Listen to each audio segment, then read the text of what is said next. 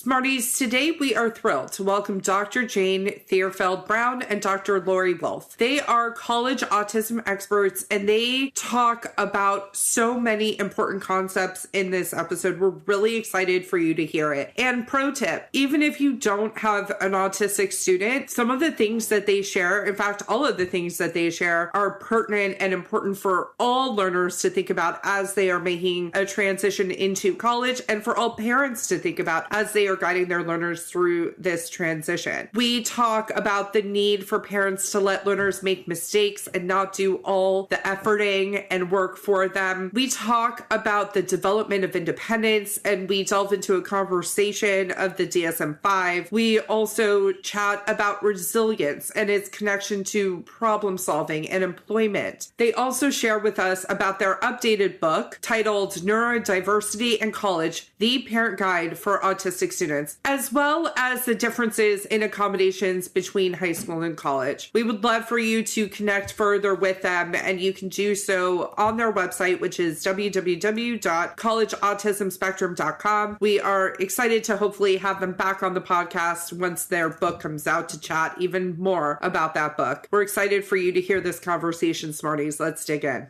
You want to learn faster, but sometimes working harder is just not the answer. You have to learn smarter. The Educational Therapy Podcast. Hi, Smarties. Welcome to episode 341 of Learn Smarter, the Educational Therapy Podcast. I'm Stephanie Pitts. And I'm Rachel Kapp. And today we are so excited to have college autism experts, Dr. Jane Thierfeld Brown and Dr. Lorre Wolf. Welcome. The way we would love to start is give you guys each the opportunity to introduce yourselves to our audience, share a little bit about what you do and who you do it for. Who would like to go first? Lorre, you want to start? Or you want me to? Sure. This is Lorre. I am very recently retired after 27 years at Boston University as Director of Disability and Access Services and Americans with Disabilities Act Section 504 Compliance Officer. And that was a productive and wonderful landing place for me. Moved to Boston with infant twins and a doctoral degree in neuropsychology with a specialty in autism and other neurodivergent conditions like ADHD and learning disorders. Since my retirement, I've been doing some consulting. I've been doing this thing. I'm doing some online teaching with Landmark College. And my passion has always been neurodivergent students, particularly, adolescents and young adults. I'm the parent of neurodivergent students, and we can sort of lead into how Jane and I met cute through that. Mm-hmm. Yeah, I love to meet cute. Jane, why don't you share a little bit about you? I am Jane Thierfeld Brown. I have been in disability services in colleges and universities for 45 years, since 1979. I'm old. She was a child when she started. Yes, mere child. I won't say how old I am, but it was right before I was born. Usually the people that Lorre and I work with were not born when we started our work. I'm 1980, so it was close. Jane, some of them weren't born when you and I met. I know. I know. And not just our students either. So I have been in disability services for a very long time. Most recently, I was the director of student services at the University of Connecticut School of Law. And I was there for about 23 years, I think. And that included disability services. And I'd been in several colleges and universities before that with the same position. I left the law school to direct the group that Lorre and I and several other colleagues work in, the college autism spectrum. So I've spent most of the past 8 years. Well, I was also working at Yale Child Study with college students with autism.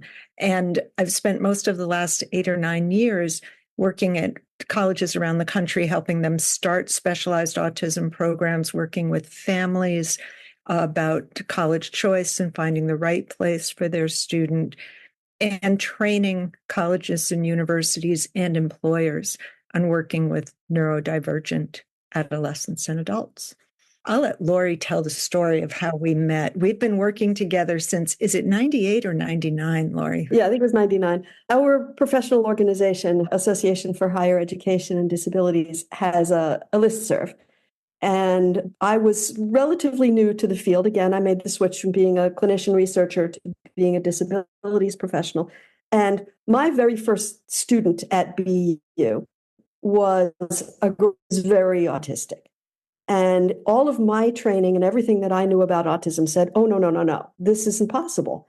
You know, young adults with autism don't go on to graduate school. They don't go on into doctoral programs. And so I was a little taken aback. I began to see more students that resembled the patients that I had been working with and the research subjects when I was working as a neuropsychologist. At the same time, my own toddler was displaying signs of autism. And so I was getting all of this from all angles. And somebody, Jane, I think it was you, reached out on the listserv and said, has anybody been seeing autistic-like behaviors in your offices, your disability offices on college? And about 6 of us responded. We chatted for a while. Most of them dropped out. And there was a core of 3 of us who stayed together, 2 in Boston and 1 in Connecticut. We stayed together, learning and reading and bonding and supporting each other through, our children were all roughly in the same age band, and we were all going through family things and office things and trying to get our campuses to understand that autism is real and it's here and it's going to be coming in numbers. And we have been working together ever since. Out of those learning exercises came a series of presentations, which became a couple of books, which became the backbone of what we've been doing together for, more than 25 years. Kids are now, emergent young adults doing well in their various spheres. It's been the most productive professional relationship I could possibly imagine. I couldn't imagine doing it with anyone other than Jane.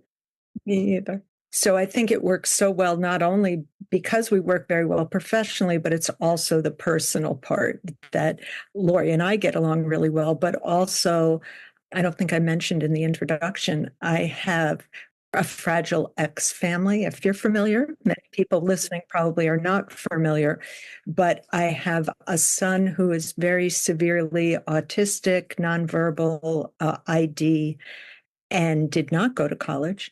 And one of my daughters is also affected and is more neurodivergent, but LD ADHD. So it was going through those things together that Lorre and I connected also. And my kids are a little bit older than Lorre. My son's Max is about to be 33, which is so shocking. But and your boys are 27? Yeah, amazing. Anyway, so yes, so we had all these connections and the presentations, when we started, people were saying, just as Lorre was thinking, people with autism can't go to college. And of course, now that's very different. We were shouted out of a ballroom. Tell us more about that. We were at a major higher education conference. People stood up and shouted and said, these individuals shouldn't be in college. They're taking seats away from qualified students. Soak up resources and time. And we were doing our best to sort of prepare the community that whether you like it or not, this is what you will be facing. And the students have a right to be there. Yes, they have an absolute right to be there. Absolutely. I hope this wasn't recently. This was about 20 years ago. Okay. The world has shifted, hopefully, and is more responsive and inclusive to all different types of people. Hopefully. Time will tell. Time will tell. Yep. Now that we've gotten sort of the lay of the land of your connection, and I'll just share, I feel that way about Steph when you talk about the most productive working relationship. Steph and I's friendship is not entirely based off work. Well, we connected in graduate school. So obviously we had similar interests, but our relationship is much like part of my favorite part of doing this podcast is that I know I'm going to see Steph. Yeah, agreed. Twice a week, right? Like when you're working with friends, it doesn't feel like work so much. So I love hearing when we have collaborators on like them sharing their origin story. And I particularly love when it's women with long-term relationships sharing that. So thank you. Let's just like start at the very basic level of what would you say that parents of autistic learners should know about college? If there's like one thing you can make sure that they would know, sort of guiding their learner into that world, what would it be? Starting as early as possible in making your student independent is the absolute most important thing. Often we do exactly the opposite. We want our kids, and we're trained as special ed parents to make sure that every need is accommodated. And by doing that, we take away opportunities for students to learn by making mistakes, by learning to problem solve, by learning what they need and how to get it. Yeah. We take over and do all that for them. And you learn all that stuff as you're growing up. I like to give the example, and I gave it to a group of parents last night that I did a talk with. In special ed preschool, all you hear is development of independence. Okay, push in your chair. Okay, can you do this and reach the towels? Can you do this on your own? Can you make this go together? A lot of independence is being taught. And by the time you finish elementary school, especially those with significant needs, all of that independence is backed off.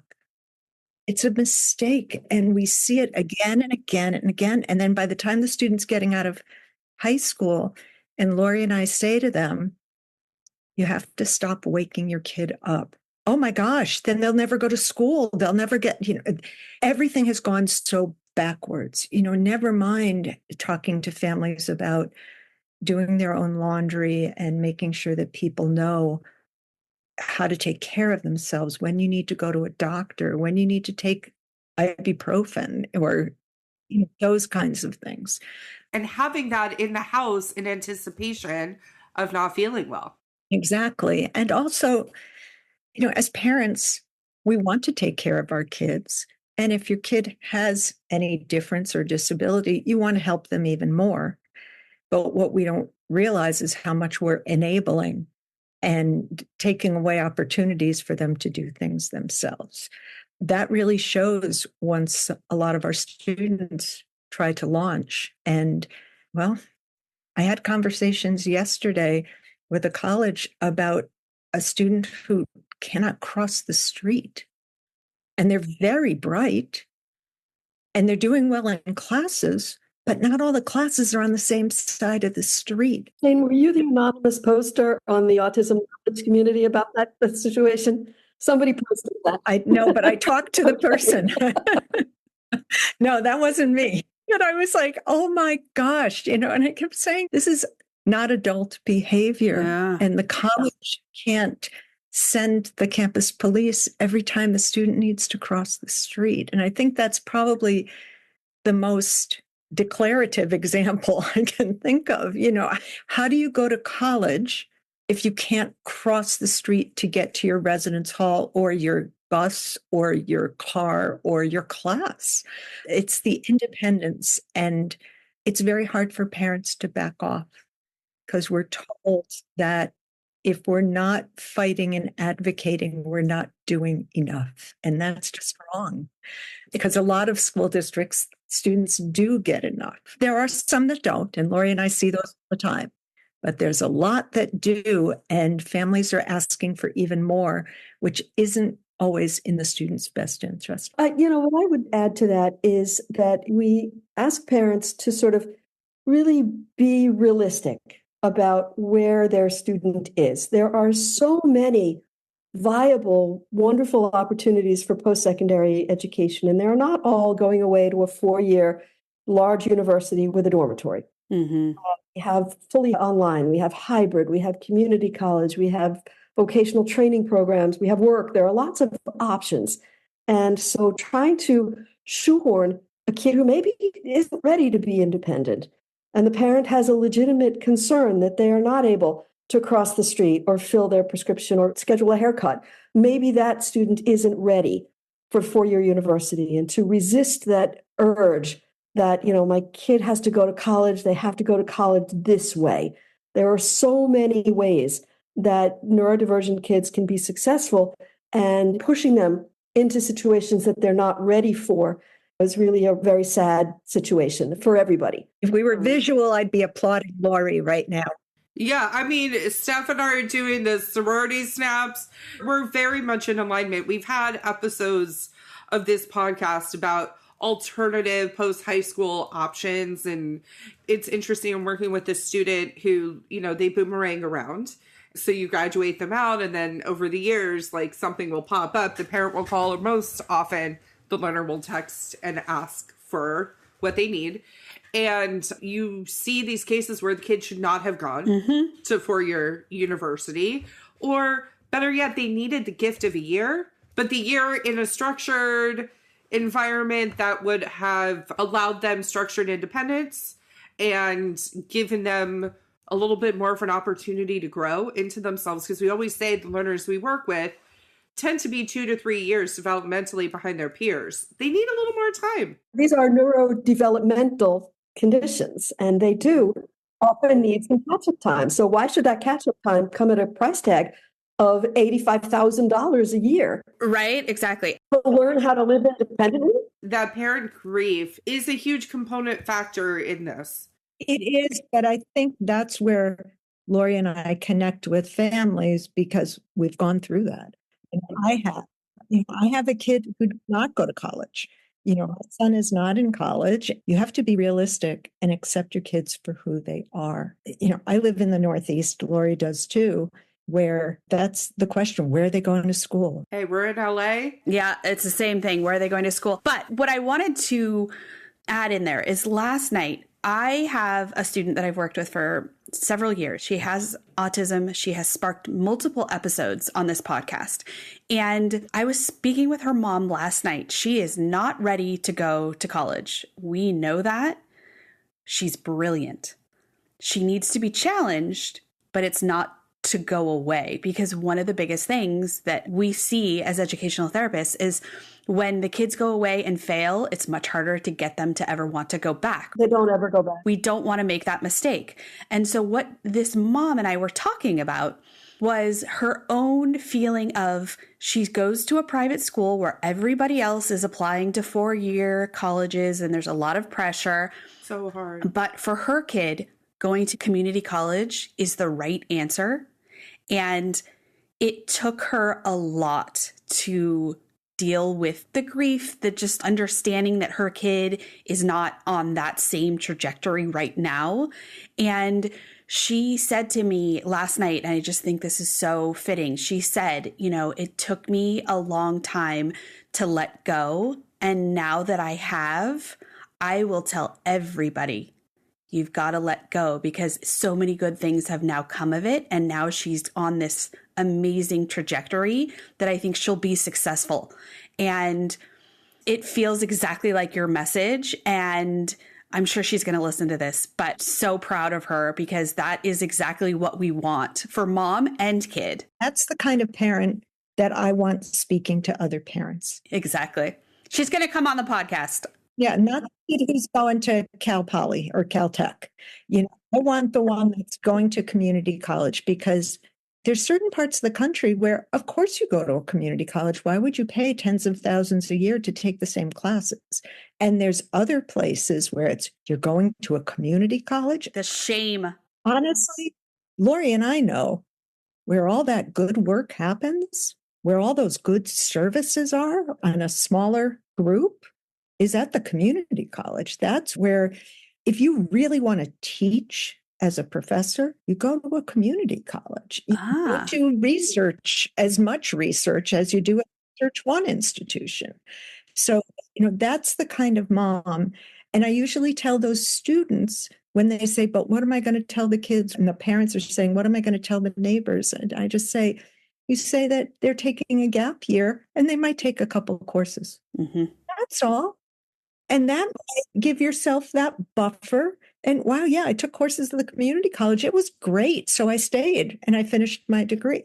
That's very different than my kid's not going to college. Woe is me. And that helps everybody. It helps the family accept. And, having had a kid that wasn't learning to drive, didn't go to the prom, didn't do all those One grief. things.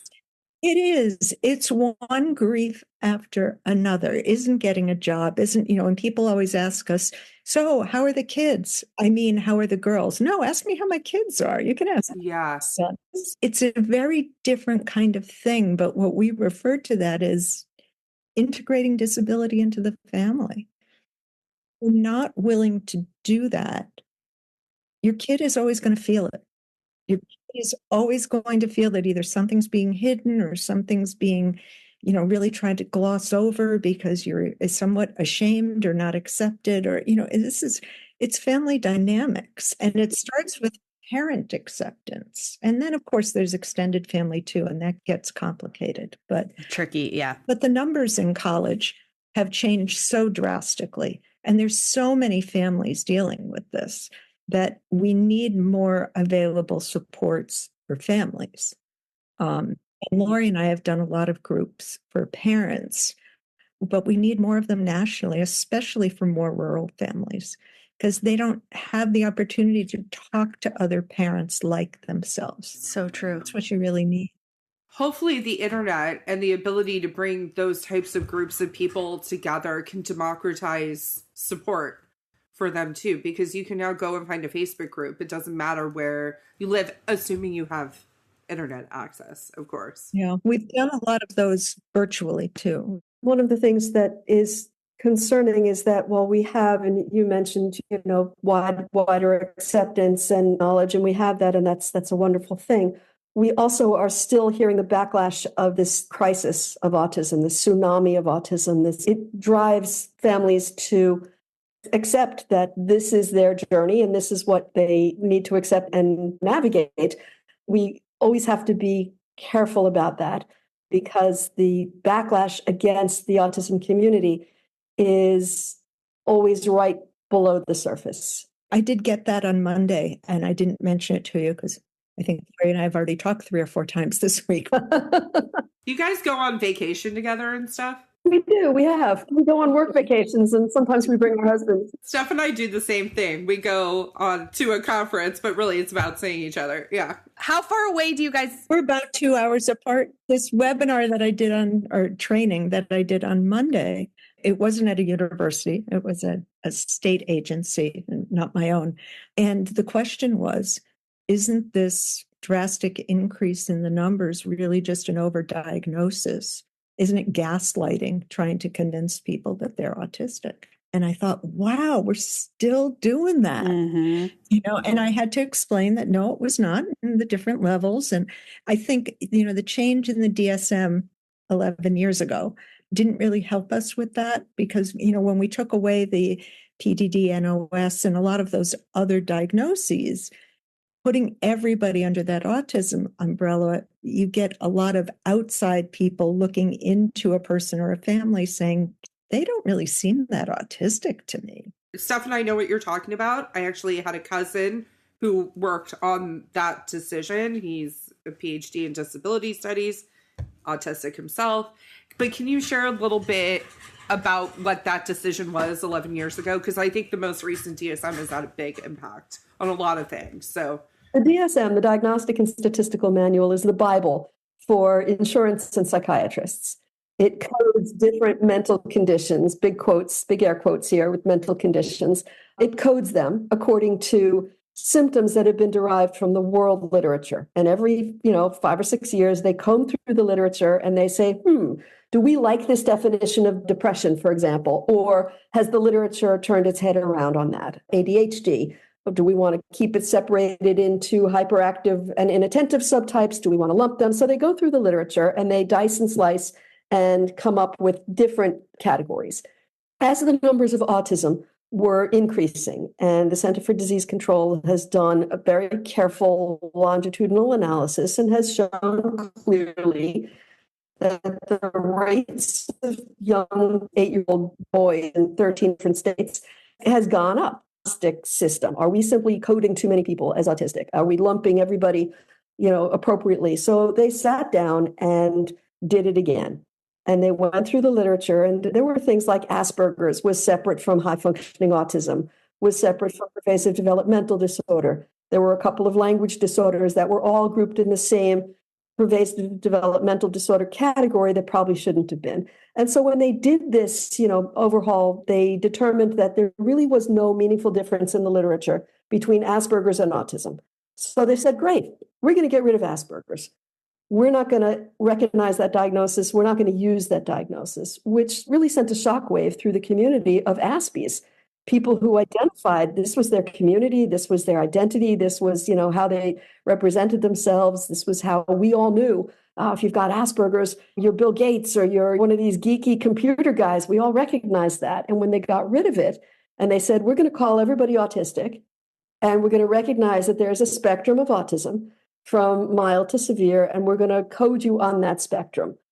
Okay, and then they gave the numbers levels, and we're not allowed to say mild anymore. We have to say low support need. We can't say severe. We have to say high support need. So, when they did this, it was supposed to drive the numbers down. That was the hidden message about all of this, is it was supposed to drive the autism numbers down if we only diagnosed people autistic who were really autistic.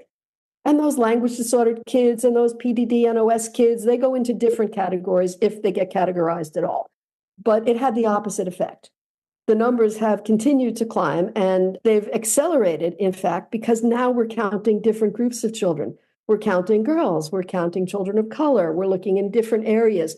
So it did not have the desired effect. It upset the community greatly, and people really, were worried. Are their benefits going to be taken away? Are they going to lose special education rights? Are they going to lose accommodations in college?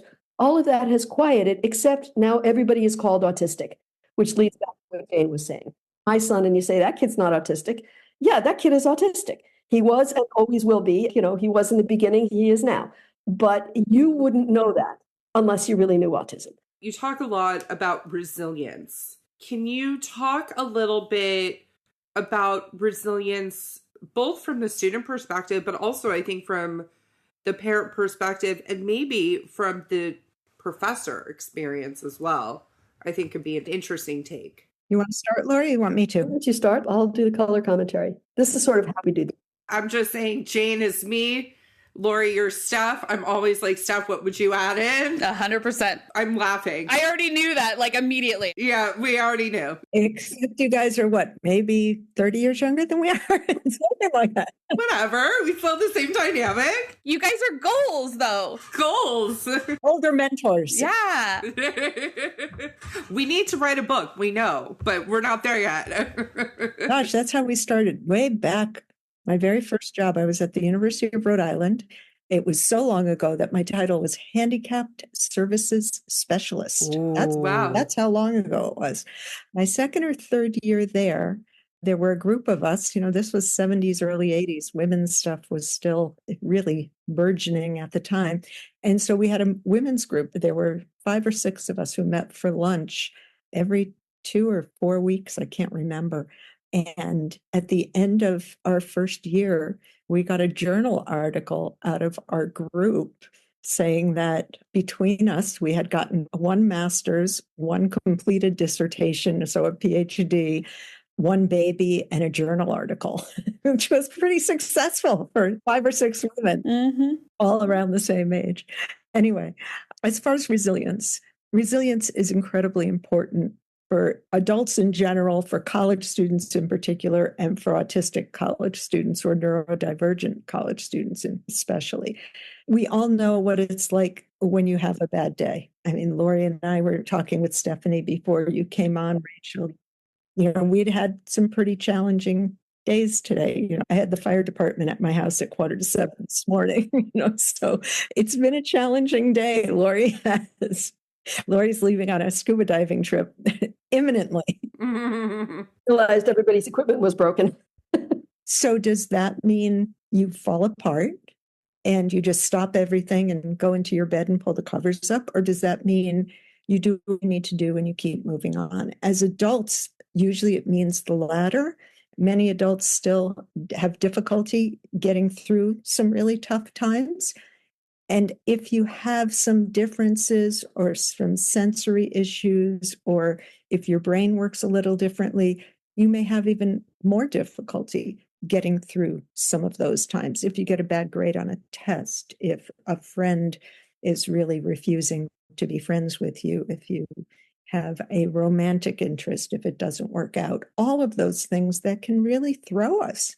And I'm not saying they shouldn't affect you, but it's how you respond if you have a crisis, and then how do you keep going with your day-to-day routine. So a lot of that resilience is difficult, especially if you haven't had the opportunity to be very independent, if you haven't had a lot of social opportunities prior to college, and everything sort of bombards you at once.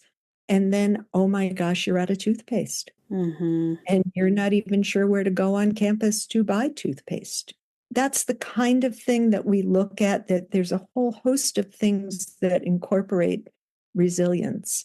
And are you going to be able to work out in your head, I need extended time for an exam today.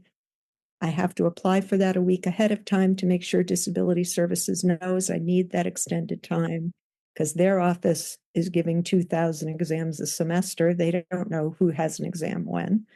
And then can I figure out what to do if that extended time runs into a lab I have?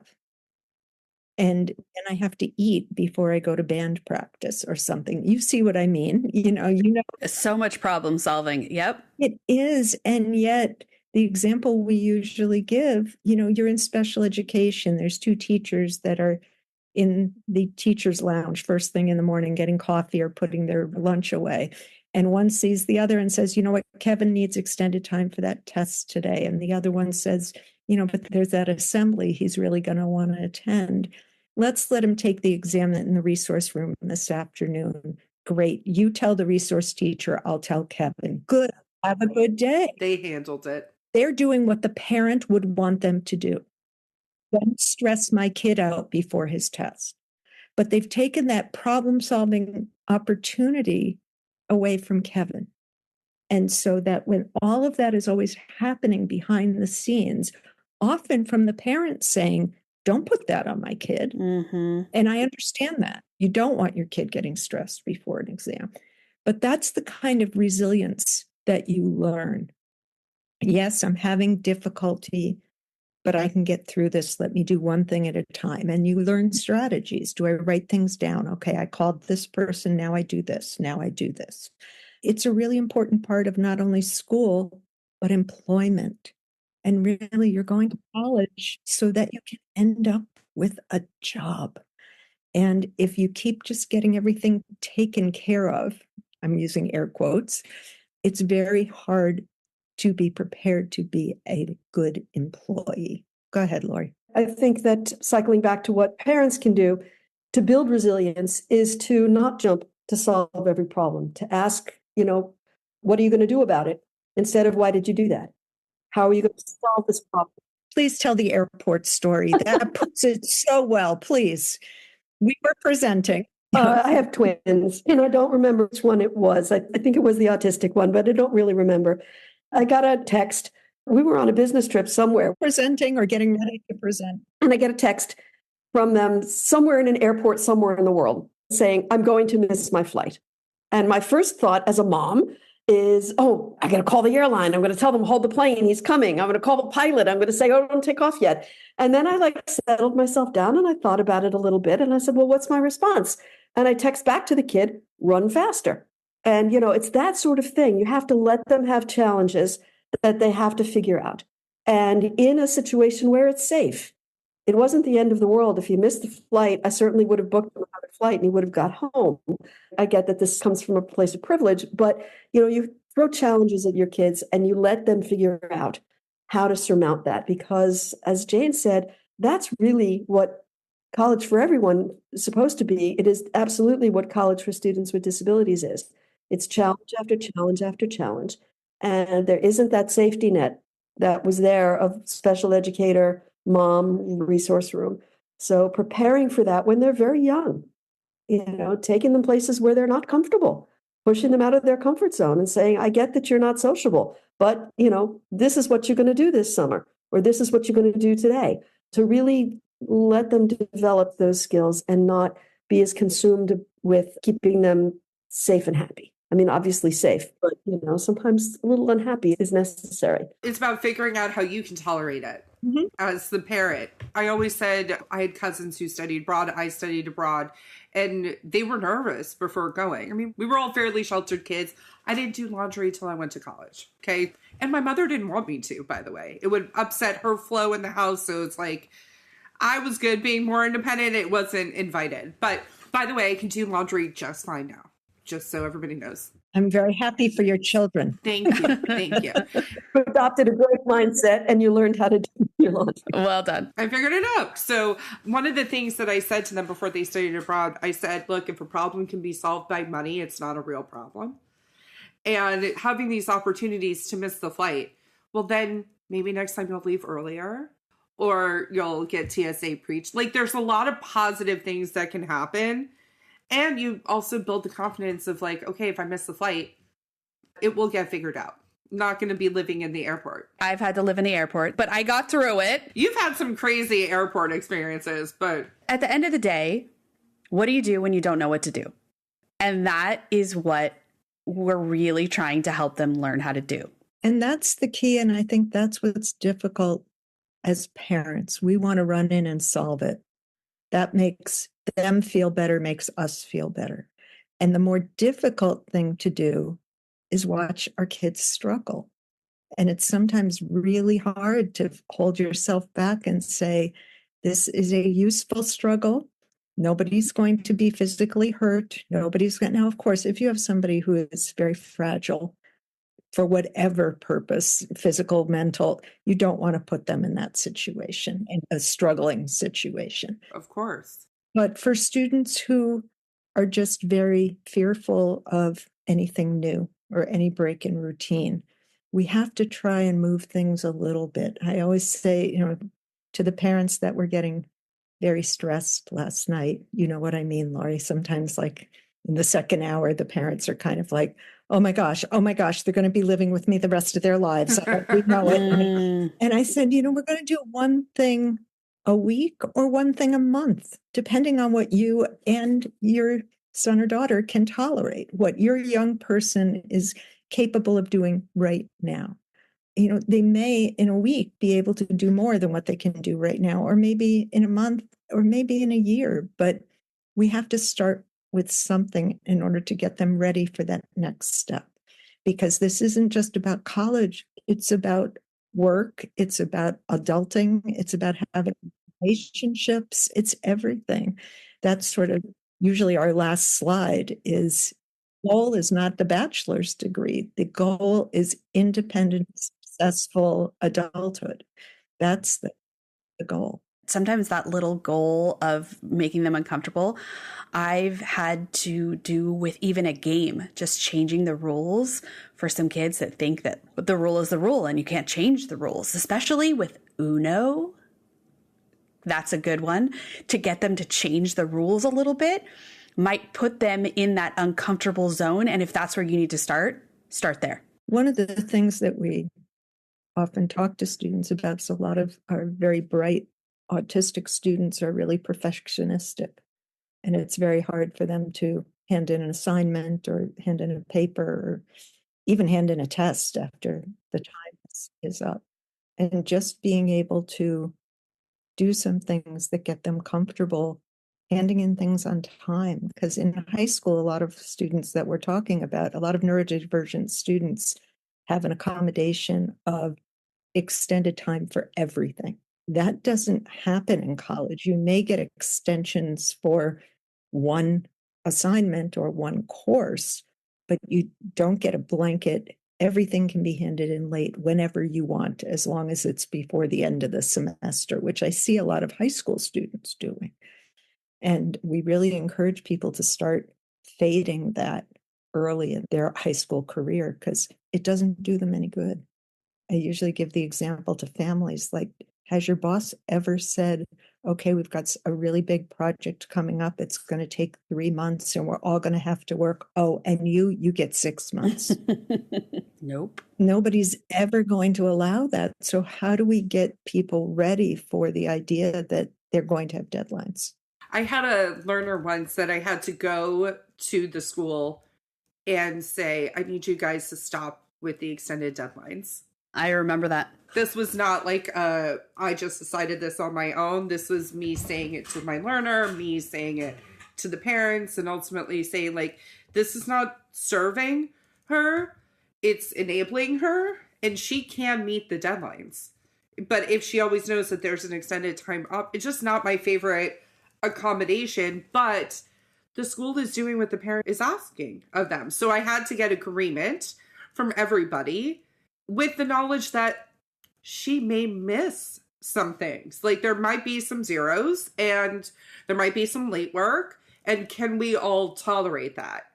I can tolerate it just fine because I'm anticipating it, but the learner was in a place where she wanted to take that next step forward. Not initially. It took some coaxing and some pushing. Mm-hmm. And then the parent was all in on it. So once everybody was in agreement, and the school literally was like, Rachel, nobody has ever asked this of us before. I'm like, we should be asking. We should.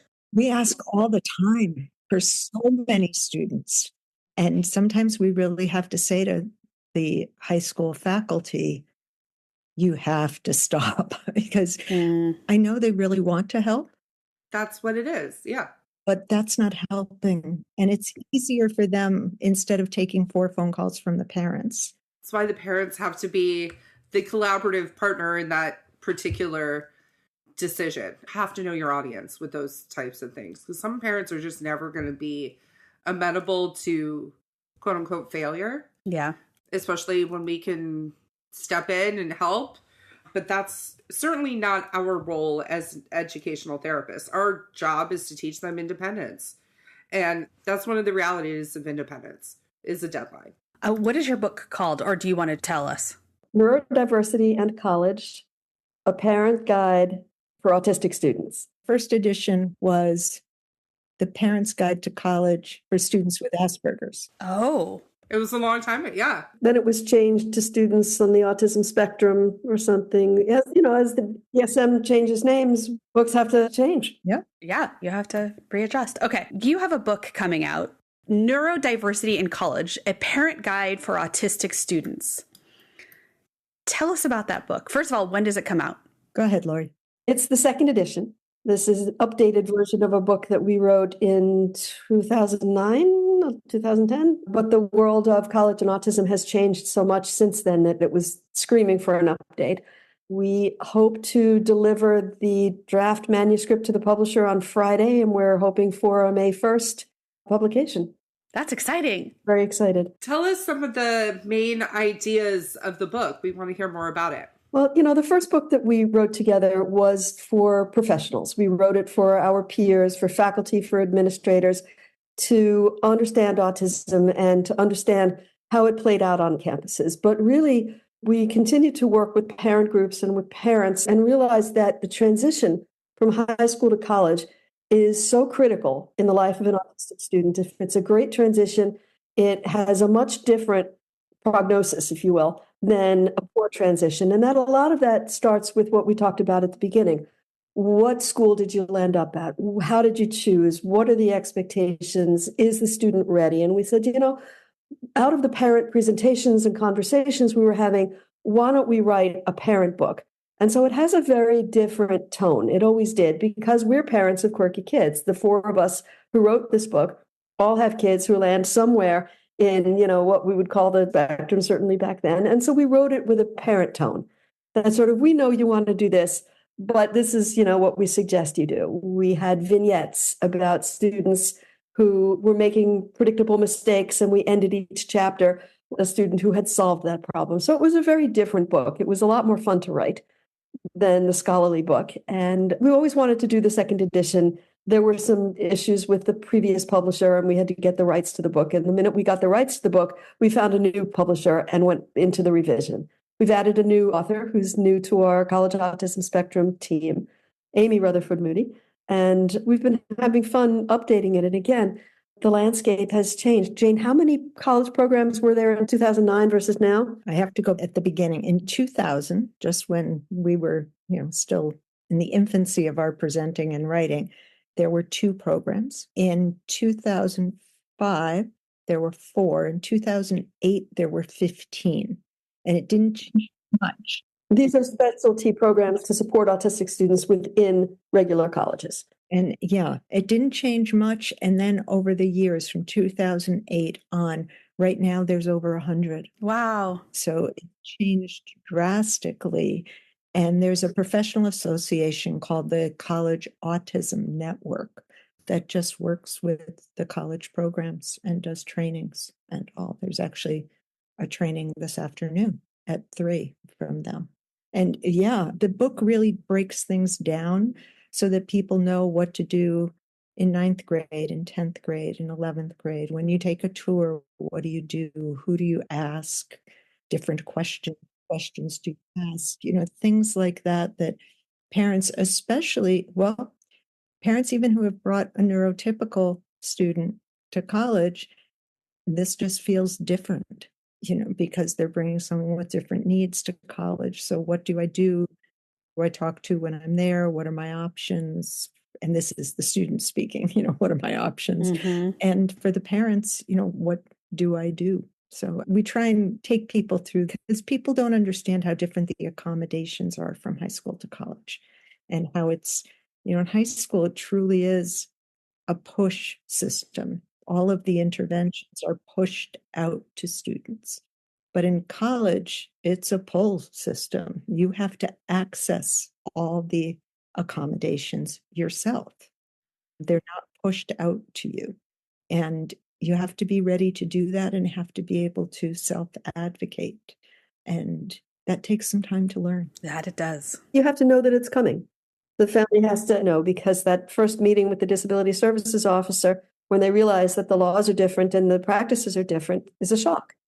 So, the book is about the steps you can take so that it's a less of a shock to your student and to your family, and everyone is prepared when you get there to work as a team and foster your students' success. I can't wait. This will be perfect. Parents are definitely going to want to read that. So where will they be able to access that book once it's released? The publisher that approached us, after the publisher that we were using doesn't exist anymore, and the publisher that approached us is Future Horizons. And they wanted to do the book. And when Lorre and I talked about it, we thought, it's the right time to do a second edition. So it'll be available through Future Horizons. I think they also will make it available on Amazon. Our previous books are on Amazon. Our first edition, I think, is still on Amazon. Fantastic. We want to thank you so much for taking the time to come and talk to our audience about your work and the impact that you guys are having. I would love to direct our audience with another way to connect with you guys. What's the best way that our audience can connect? Our website is collegeautismspectrum.com. They can go to the website and send us an email, or they can contact us directly through there. Jane at collegeautismspectrum.com, and Lorre, Lorre, at collegeautismspectrum.com. And who is the tech person amongst you guys? Who's more techie? I have been doing the tech. Jane's husband. My husband helps because he has a website and we have a tech guy. One thing that we asked our neurodivergent kids to write the foreword to the second edition. Oh, that's awesome. Oh, I love that. What a good idea. Did they surprise you? Oh my gosh, Sarah shocked me with what she wrote. Absolutely. Yeah. It was lovely. Not what I expected. It told me that she was listening to all those, UConn or you pay evenings. She was listening. My husband and I both worked at UConn, me for like 23 years, him for 32. And I had a sign in my office that said UConn or you pay. Didn't work that way. Neither of the girls went to. Yeah, that's so funny. It's the fit between the students and the university or college they go to. And if it's not right, it's not right. That's one of the messages in the book, is that you really have to work together and think together about your expectations and what's a good fit. My son wanted to study a particular thing. We had the best program in the world in our state university. And I said, great, we could save some money. He's a couple hours away. We drove, he wouldn't get out of the car. He said, I can't go here. I can't even get out of the car. You have to run through those sorts of scenarios as a family, and in deciding yes, college, no college, what kind of college, what kind of program, live at home, live away, online, in person, big, small, rural, city. You have to wear, winter clothes or warm weather where you can go barefoot. You really have to look at all of those things, because if the fit's not right, the student will not succeed no matter what. And you don't have to end where you start, because I didn't. Exactly. Yeah, and I didn't either. I transferred, and the UConn you pay or you pay was always a sign, and we always talked about it, but it wasn't the right school for either of our groups. And so, as educators, we never would have said, well, you get free tuition, so you're going. It would have been the wrong place for both of them. They both went to small schools, and that's what they needed. So exactly what Lorre said, it's so true. And that's what's hard, especially for some people, that's giving up the dream. If you want kids to go where you went, or if you want to be the president of the fraternity where you were, whatever your experience was, if you loved it, you want that for your kid, and they might be looking for a very different experience, or just what Lorre said, they might need something very different. But thank you so much for having us. We appreciate it. Thank you. And I enjoyed meeting you. I won't speak for Lorre, but I know but we had fun talking to you. I'm grateful that we had the opportunity to connect with you guys. Thank you so much for taking the time. Yeah, agreed. It was our pleasure. Have fun on your scuba diving trip. Amazing. Can you guys say our signature sign off, which is have a great week, Smarties? Have a great week, Smarties. Have a great week, Smarties. I love it. Have a great week.